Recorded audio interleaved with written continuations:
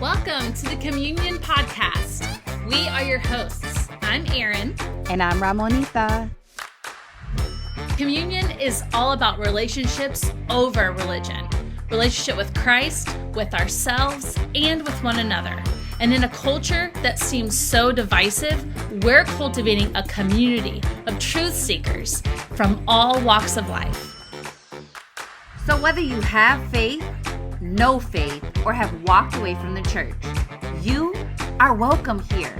We're ready to understand, heal, have tough conversations, and rebuild bridges. So let's get started. Let the reconciliation begin. It's better when we get together. Everything is better when we are side by side. Hey, hey, side by side, side by side, side by side. Hey, side by side, when we are side by side.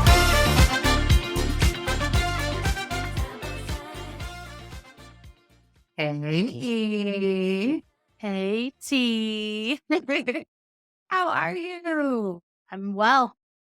I had a great weekend with my mom. We went out of town because she is fully retired now, or officially retired now, so that she can just enjoy the years of her life that God has given her left and be with family. And so that was worthy of celebration. So I took her to a resort and we had a spa day, and it was really, really awesome and special. And my mom and I have never done that, at least in my adult life. We've never done that together. So that was really sweet to get to have that trip with her.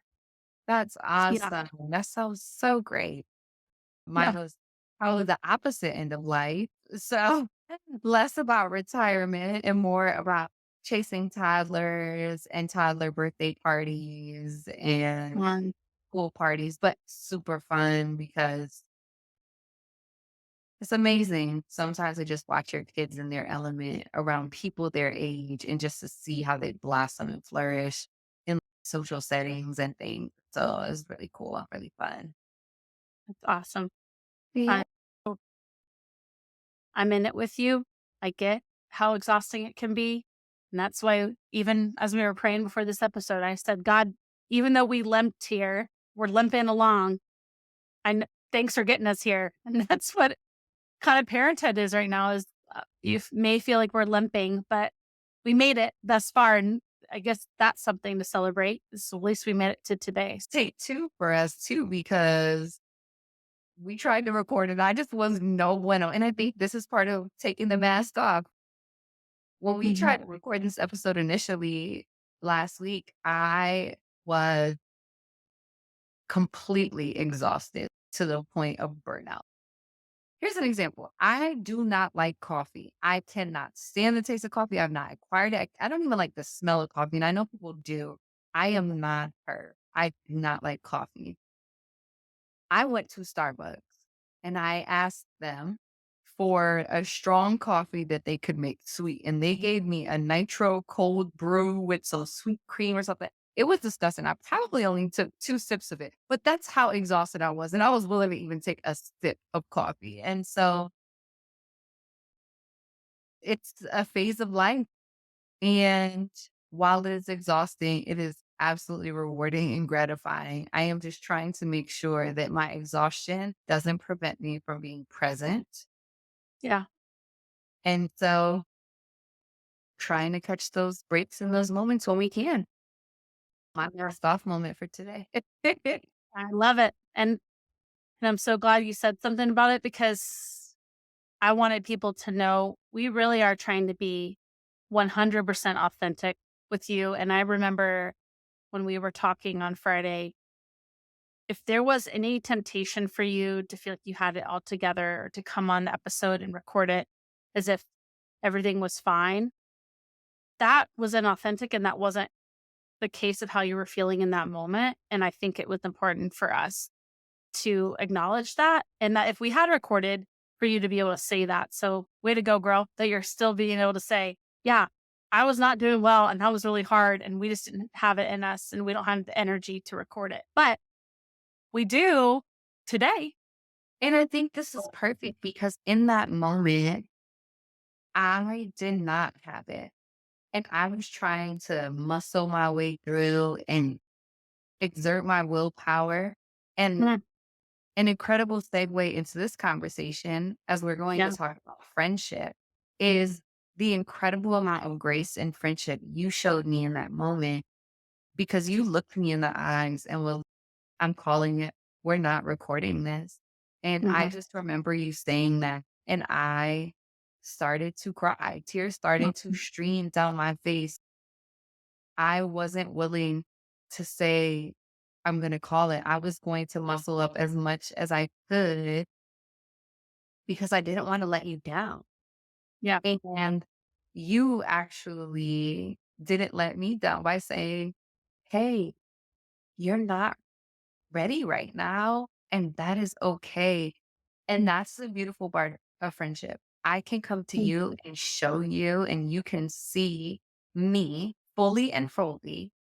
Yep. And because you see me, you are able to extend grace and meet the need that I have in that Mhm. moment. It goes back to how we ended our last conversation where you said, we can't wear masks because when we wear masks, it prevents us from receiving the love, our true self, receiving the love or receiving what we need. And because I was willing to just take the mask off in that moment to the point where you could, even if I had the mask on, you could Mm. see that I was not okay behind my mask. Sure. And you were able to meet a need, a real need for me in that moment. And that's the beauty of friendship. And that's what we're gonna get into today. So Well, girl, it's mutual because we have safety. There is psychological safety between the two of us, and there's safety in knowing that we can show up fully ourselves and also that we can call each other up. That's what we've talked about already on these episodes is just the way that we call each other out. Even on the episodes, I've already told you, listening back to some of the previous ones, thank you for those things that you said to me because I need to hear that in that moment. I need to get out of my own head. So, before we jump into the friendship part, you mentioned masks, and I was just thinking, okay, when we talk about masks, sometimes that's hard to even recognize masks that we wear, besides just being like, oh, well, wearing a mask means you're being fake. But in the book, The Cure, or The Two Roads, or whatever they've called it now, it gives us some examples of the masks. And I just wanted to bring those up. It says, all of us are tempted to wear a mask when we want to prove to others that we're worthy of their love. We want to prove to ourselves that we're worthy of being loved. We want others to not feel sorry for us. We fear if others see us truly, they won't want to know us. We want to be seen as great. I think all of us can identify with those things big time. Just as a culture, as a world, I think each of us could resonate with one of those. But then it goes a little bit further and deeper into well, what about the masks that we wear within the body of Christ? What about the masks that we wear, or maybe we felt pressure to wear when we were a part of a church, or we still feel pressure to wear when we're a part of a church currently? And those were even more painful for me to read. And those were believers in Christ additionally are tempted to wear a mask when our failures tell us the experiment of grace didn't work. We want to prove to God that we're worth his choice to love us. We believe God wants us to fake it so he looks good. Mhm. We want God to make our life work and our behavior seems like a price tag. We think God cares more about right behavior than about our trust and dependence. We think we're in competition with others, graded on a spiritual curve. Our shame makes us believe we must assuage God's disgust in us. Assuage. I don't know what that word is. Anyway, there's a word that I may have said it wrong. But anyway, those were really convicting because I know for a lot of years, even before I read this book, I believe that I was loved when I performed well. And I worked in the music industry and I had this prestigious work that I got to do. And it was this cool, fancy, hip world that I got to be a part of. And then I left that. But those things that I did there translated into the work I did in ministry. And the saddest part of all of that is that I took the same expectations that I believed a corporate company had on me, and I started to displace those on God. And I would see those things come from people in leadership over me, where there was a hierarchy. I did feel like I was being graded on a spiritual curve. I did feel like I wanted to prove to God that I was worthy of his choice to love me. And so masks and that language around wearing a mask is really, really important to me because that is where I've hidden my whole life. I have used multiple masks and worn multiple masks over my lifetime. And my biggest one as a child and even into my adult years was my humor. And you've heard me say it before. My humor is now my favorite part of myself, and I'm saying that boldly and honestly. I think when God looks at Erin, that's my girl. I love her. She cracks me up. She is so funny and she brings so much joy to people's lives. And I really believe that. But it's crazy how the very thing that God has gifted me with is the very thing I hid behind as well. And I used to self deprecate. I would make fun of other people just to get a laugh. And I hid behind that because I was so deeply insecure and I so deeply believed I wasn't enough or that I was too much. And so the masks we wear are a very painful part of us. And they also are a result of the story that we've been telling ourselves, about others, and especially about God. What about you? Can you think of masks that you feel like you've worn?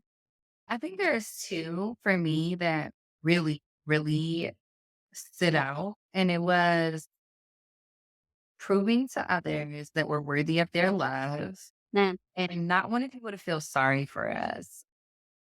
I think when I talk about proving to others that I'm worthy to be loved, when we were talking about communion to start, a lot of the Mm. reason I agreed to be a part of this was because I know it was something I was longing for and I was looking for.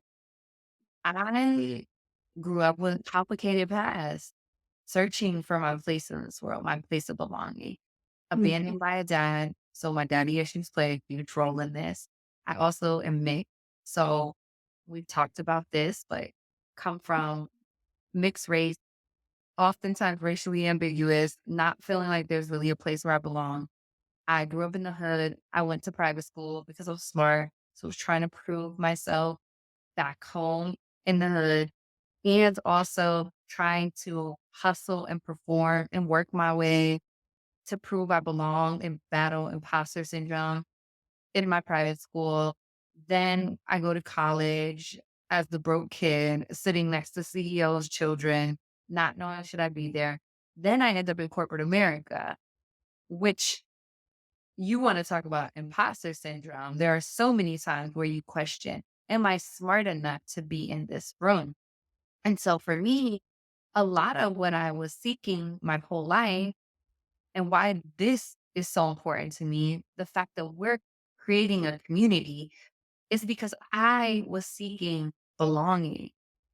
And my way of seeking belonging was me using survival tactics at times, chameleon or overperforming or over hustling or overcompensating to prove I belong.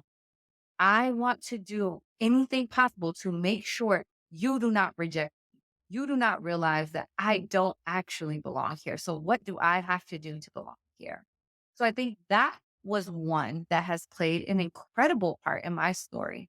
The second one was not wanting anyone to feel sorry for me. And I say that in terms of I will complain all day, tell you, oh my God, this is what's happening. But I will always caveat it with, but this is my life. I chose this path, so it's me. Because people will always ask me, well, what do you need? Or what can I do to help? And Yeah. I hate, hate asking for help. I Yeah. hate needing help. I hate somebody feeling sorry for me. Sometimes I just want to say what it is. I'm just telling you what's going on. I don't need you to do anything. I just need to get down and say what it is, and then I'll figure it out. But part of me not wanting help is me battling my own, is Yeah. me not wanting to feel like a burden on somebody. So as soon as the question, what do you need? Or how can I help in this season come? That is the exclamation point or the period on my rant. I will be quiet because no, I was not telling this to you so you could come be my superhero or save me. I don't want your help. I got this. I'm strong. I don't want you to think I'm weak. No, no, no, no, no. Cry. And so those have been the masks that have shown up for me a lot. And in my adult life, and especially as a mom, I have had to really, really combat so that I don't find myself in situations where I'm battling an anxiety attack or I'm not feeling completely exhausted or I'm losing it on my kid because they've asked me the 5 million question today. And so I will say that it's easier sometimes to just put on a mask. I don't want to tell you what's going on with me because if I tell you what's going on with me, you're going to try to figure out how to help or feel sorry for me. I hate that feeling. I don't want to be a burden because then you might throw me away. And I also want to prove to you that I belong and that I'm worthy and that I'm great and that I'm good and you should love me. And I'm going to do whatever to make you feel that way, which is also a way to burn out. And so that's a mask that I've put on to say, hey, look at me. I'm here. Love me. Don't reject Yeah. me. I belong. Yeah. And those have been the two that have really, really manifested in my life. And where I'm finally at a place, especially now with the awareness, I haven't read this book to say, no, scar, I don't have it to pretend anymore. Well, you know what really pisses me off about the masks that we wear is that while they serve us for a point in time, they don't serve us long term. And if anything, they make things worse. And as you were talking, one, I resonated with what you said because you're one of my best friends. And I see those things in you and I see where the masks want to creep back in. And you have safety with me. And I can still see a mask creep up and vice versa. I'm sure that you see my masks creep up. And that's just the way that we continue to respond to the pain and the hurt and the brokenness in our life and in our journey and the ways that we have learned to not trust people. Therefore, it's really hard to trust God and what he says about us. And there's this beautiful analogy that they give in the book about a butterfly. And I want to talk about that in a second. But one of the other masks I thought of that just popped into my head as we were talking was over the weekend, I was talking to my mom and saying, I'm so tired of writing stories in my head about what other people think about me. And I know we've talked about this a lot. And a lot of you have commented back to me, text me or DM'd us, or even I've had some people call and say, man, thanks for being vulnerable. Both you and TT are being so honest, but I feel like I'm a broken record on a lot of those episodes of saying, I'm assuming people don't like me. And on the outside, I seem really confident and I don't care what you think. And that's a defense mechanism. But behind closed doors, I can have a hard conversation with you. I will never, ever avoid having a hard conversation. But after I have that hard conversation, I will be in my head about it. And so I'm working really hard on that. And so one of the things I was saying to my mom was, I don't want to keep this broken record going. So I've been doing a lot of hard work on that lately. And a great example is when I'm pursuing a friend to hang out. And there's been a couple people that I really love and want to hang out with them and want to spend time with them, but I feel like I'm constantly chasing them down to spend time, and then they cancel, and then I can't get them to commit to hang out with me again. And immediately in my head, I go to this place of, well, they're mad at me. Well, I did something wrong. Well, what did I do wrong? Well, why are they mad at me? And then I start becoming mad at them about it because I'm like, why are you mad at me? I didn't even do anything. And then I stop myself and I'm like, oh my gosh, Erin, if you didn't do anything, then don't assume they're mad at you. And I wear this mask of self protection. And today, which is a great example of it, one of the people that I was letting run rampant in my head of making an assumption that they were mad at me texted me today and just said, hey, out of the blue, I'm so sorry. I never responded to these texts. I've been taking a break from my phone for a while and I just haven't had it in me. And so I'm just now catching up on texts, and then answered my text. And I was like, this is proof that the stories that we write about people have to do with our own stuff that we've got going on of believing about ourselves. And then that's what causes us to keep putting that mask back on out of self-protection. That's what a mask is for. We wear masks to self-protect. But what happens when we take the mask off? And that's what I love. Go ahead. Because I love when you were talking about the friend just text like, hey, I just took a break from my phone. Somebody said this to me, or maybe I saw a meme or something, but it was, we swear we are main characters in people's stories. We're merely background players. We are the people in the back saying, peas and carrots, peas and carrots, peas and carrots. So we look like we're having a conversation. 100. And we give ourselves much more credit of playing a larger role in other people's stories. And lots of times they have no room, no capacity, no thought of others. And so we play out this whole movie that is not a reality. Totally. Totally. And I think my counselor says it best. She's, Erin, not everyone's always thinking about you all the time. Not everyone's thinking about you as much as you're thinking about the situation. So quit it, It's very true. Okay, so there's this analogy in the book that I love.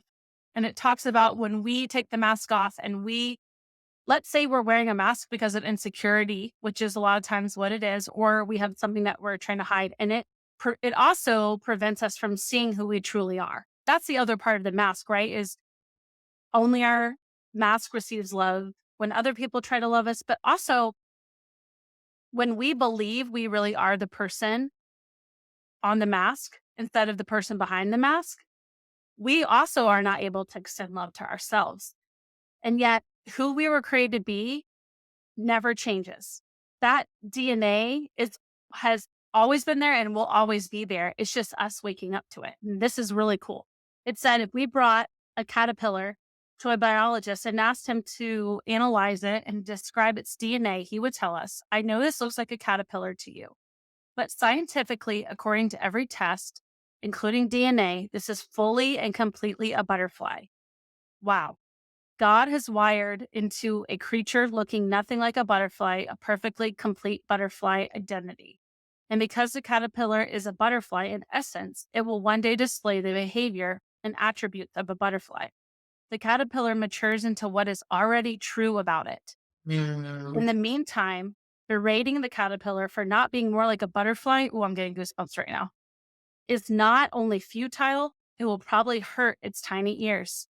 So it is with us. God has given us the DNA of righteousness. We are saints. Nothing we do will make us more righteous than we already are. Nothing we do will alter this reality. God knows our DNA. He knows that we are Christ and me. And now he is asking us to join him in what he already knows is true. Gosh, that made me cry. It's so good. And it's so true. And we don't even know who we are. That line, the caterpillar matures into what is already true about it. What is already true about us. And that we are so busy, distracted, and focused on hurt and pain or focus on what other people think of us, that we're missing out on what is already true about us and what God already says about us and who we already were made to be. Limitless potential. Yeah. We're too busy trying to be what we think everybody else wants us to be versus Yeah. what we were actually created to be. Yeah. Yeah. And when it comes to relationships with other people and being a part of community, it makes me think we do not want to be friends with people who sit around self berating themselves. I know I don't. When I'm around a person that all they do is talk crap about themselves or talk crap about other people, it's really hard to be around them. Mhm. Mhm. But the people who know who they are, those are the most attractive people to be around. The people who are unapologetically themselves, the people who live authentically for who they are. Those are the people that I want to spend my time with. Those are the people I want to be around because I believe I'm safe with them. And to know who you are doesn't mean that you've got your crap together. To know who you are is that you're willing to tell on yourself, but trust that on your worst day, God and others don't love you any less. Yeah. Yeah. And that's really important work that you and I have had to do with each other. I'm grateful for the 3 years it took us to start this because think about the depth of our friendship in the midst of doing this work. We did this work first and foremost with one another. We're able to do communion and to lead this Yep. movement because we've been doing this work with one another and we Yep. have seen how it has changed our lives. And that is such an important milestone in my own journey, in my own heart, when I have found people who I can do life with authentically without a mask and tell them the very worst about myself and be the very worst of myself in front of them and yet be restored back. Yep. And I think we can do life alone. We were never Right. meant to live in isolation. And I Yep. think that's worth noting. Yep. When God created man, Adam, he literally created Eve, stating man should not be alone. There is Yep. no way on earth, so long as we're living, that we are going to do this thing alone. Absolutely.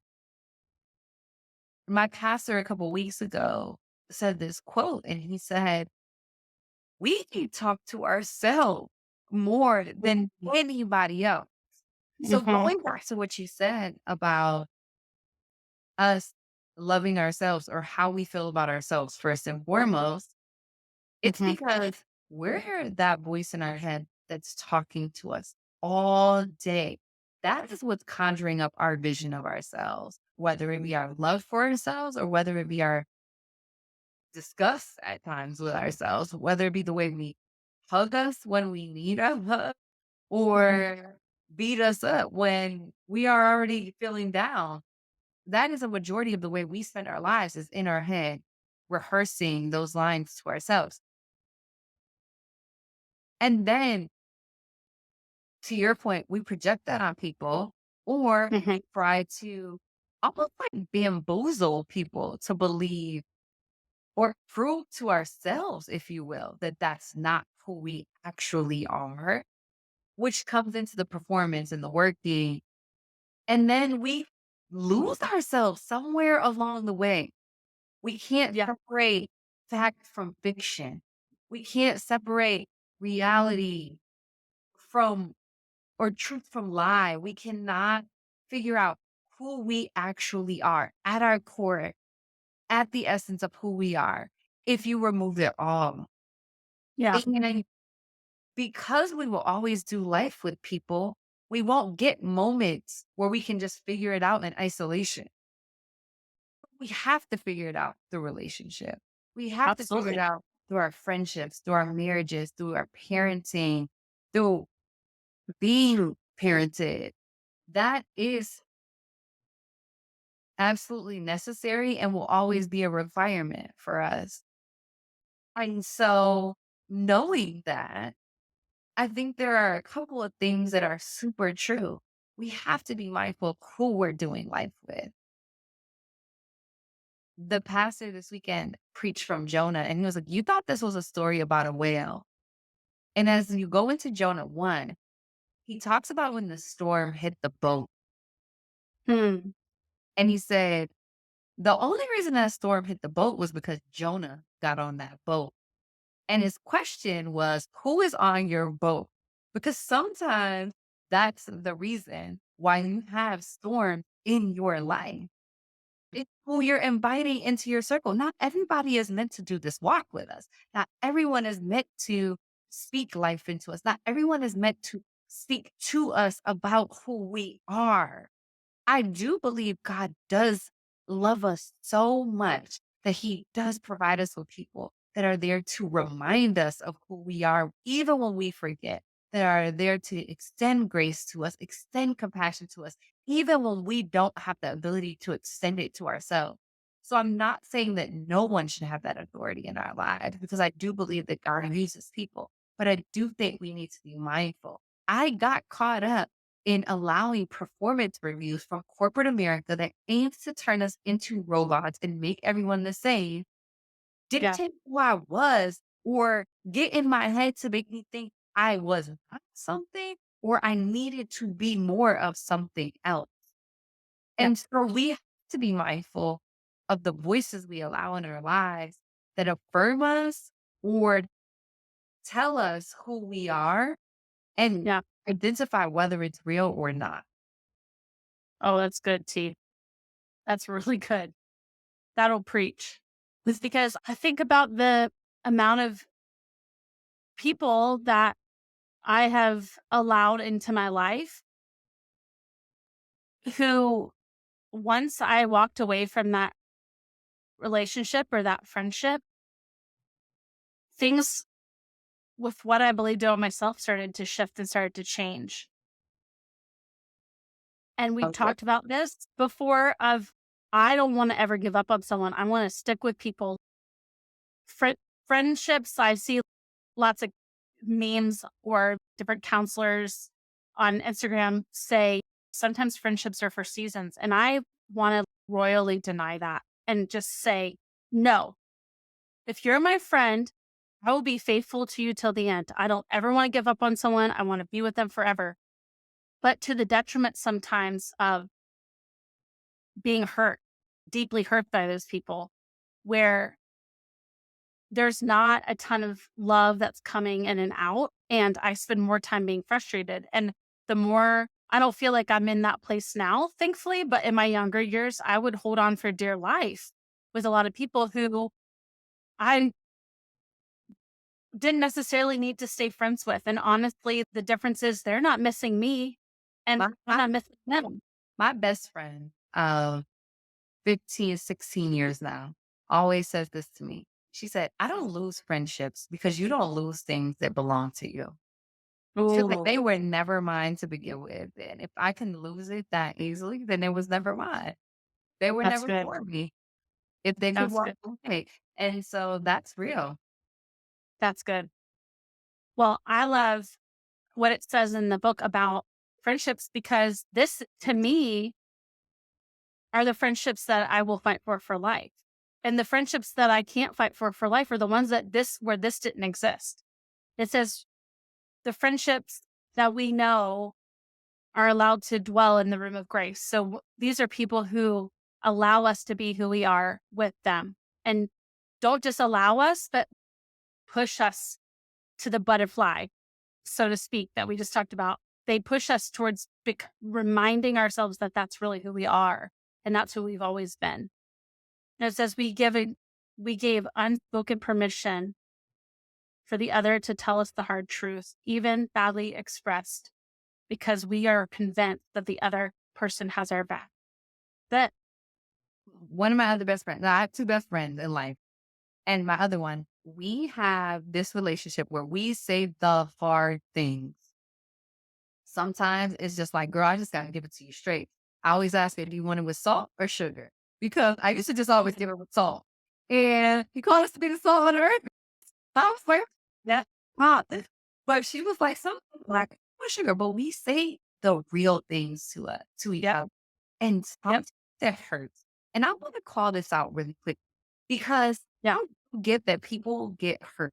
There is a huge difference between somebody judging you and you feeling conviction in your own heart. And there needs to Right. be discernment. There are certain people that need to tell you some hard things. You getting your feelings hurt, you gotta figure out whether it's because you feel judged and you don't, that's not true. I know what I just said. Hey, you gotta be careful with the voices that are in your life. But if it's somebody that loves you, you gotta Yep. believe that they're not judging you. If you get hurt, you gotta believe that that's your conviction that's Mhm. hurting. And you Yeah. know that's true and it needs to be changed. But I had this friend and we say the hard things to each other sometimes because she does have authority in my life and I have in hers because we do believe the God in us and we do believe that God purposely placed us in each other's life. Yes. But when we say the hard things, we might need a break for a second to go process it.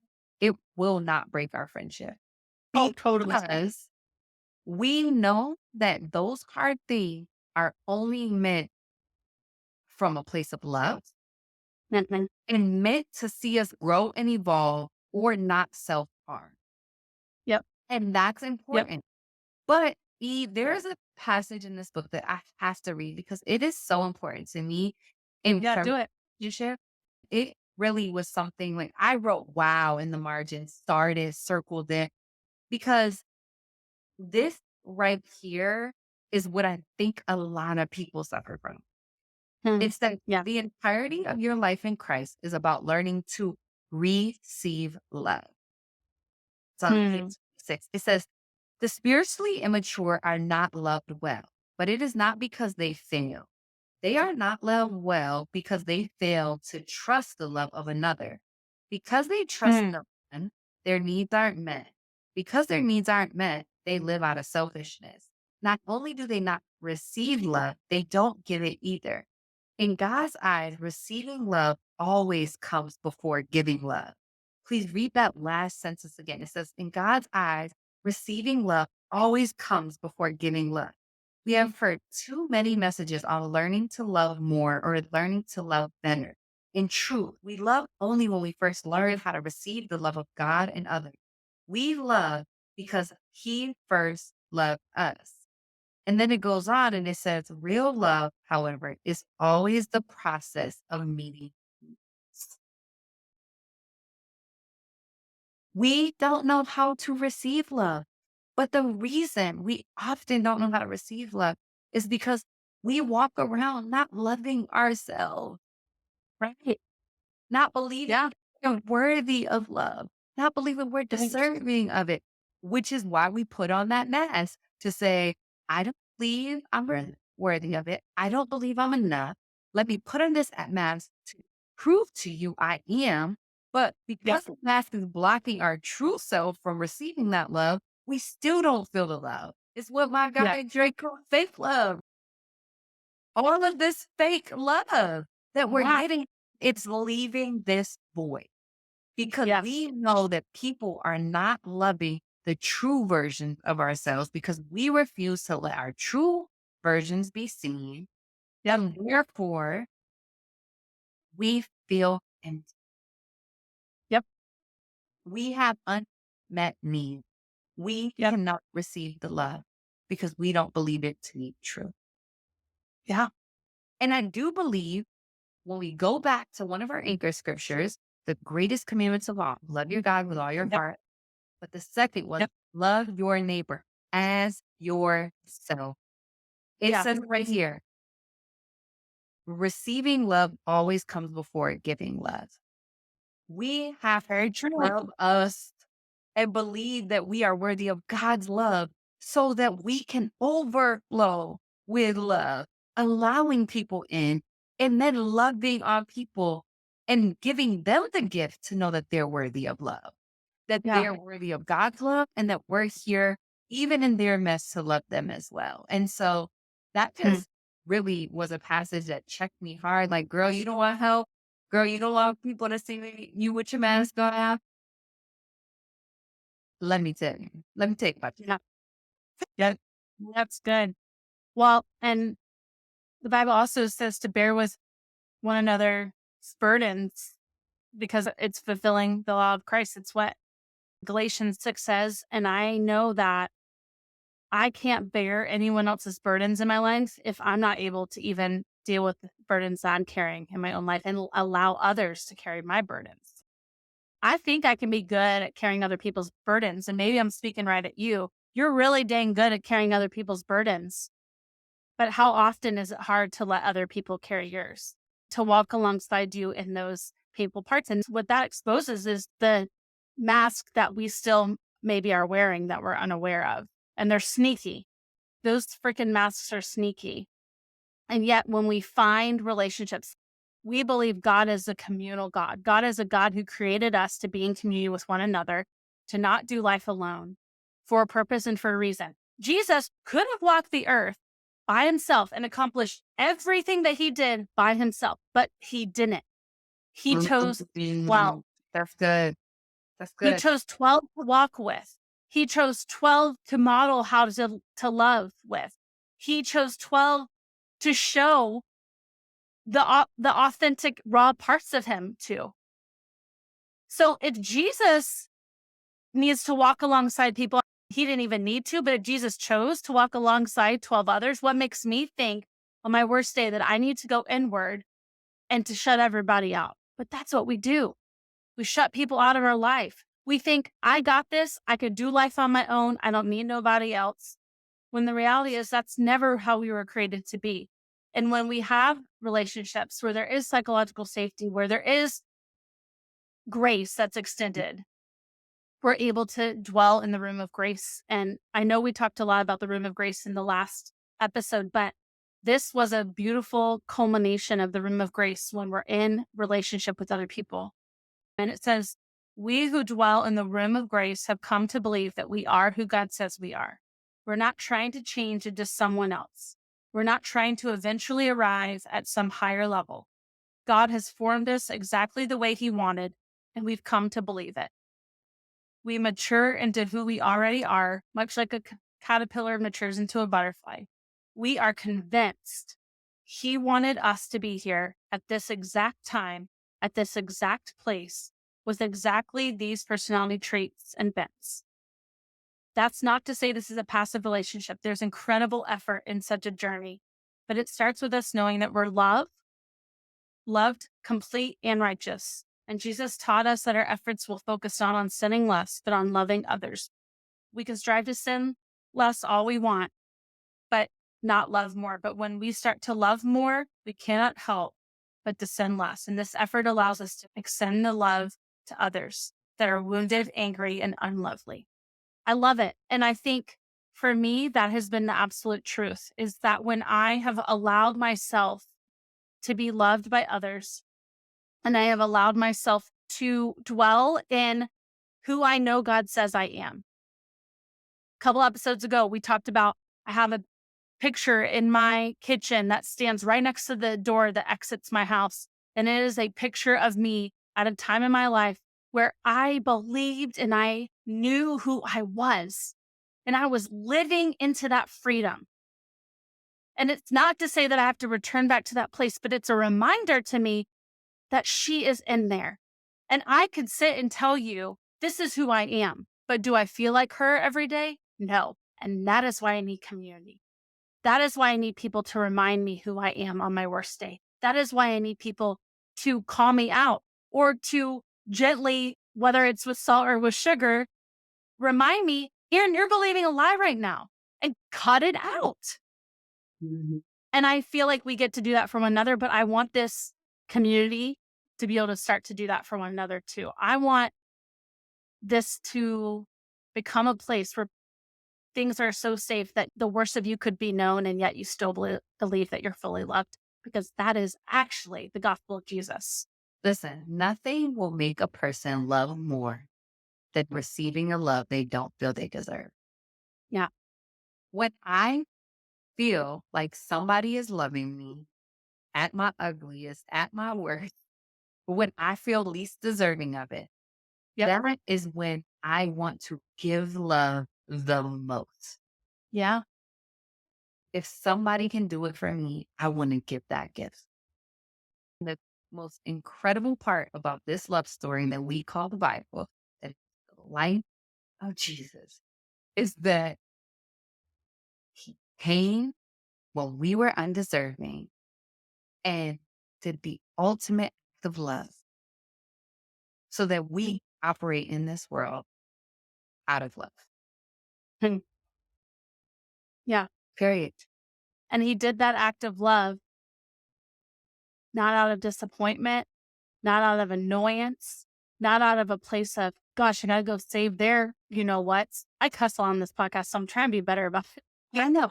I want to be fully me. But once again, the narratives that we believe, he didn't do it from those places. He did it from a place of complete love, complete desire for us to be reconciled to him, to wake up to the fact that we already are reconciled to him. The work that Jesus did on the cross is a work that we have to earn our keep towards.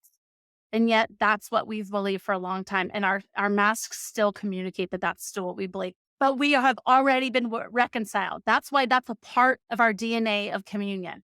Reconciliation to ourselves, to others, and to God. Because that's the one we don't have to work toward being reconciled to. It's already happened.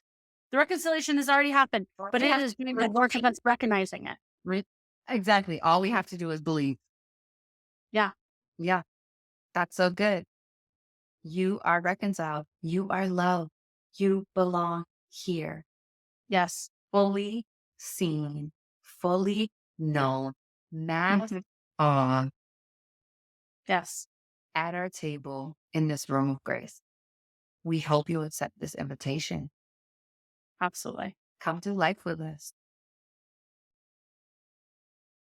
I love getting to talk about this stuff. This has been a sweet, sweet conversation. And I wanted to bring this up too for when this episode launches and comes out.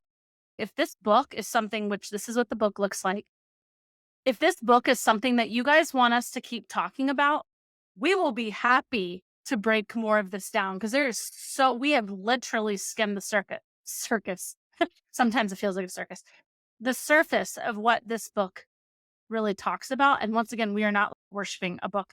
This book has pointed us back to the truth of scripture and what the Bible actually says. It just gives some clearer words for the ways that we've misinterpreted scripture.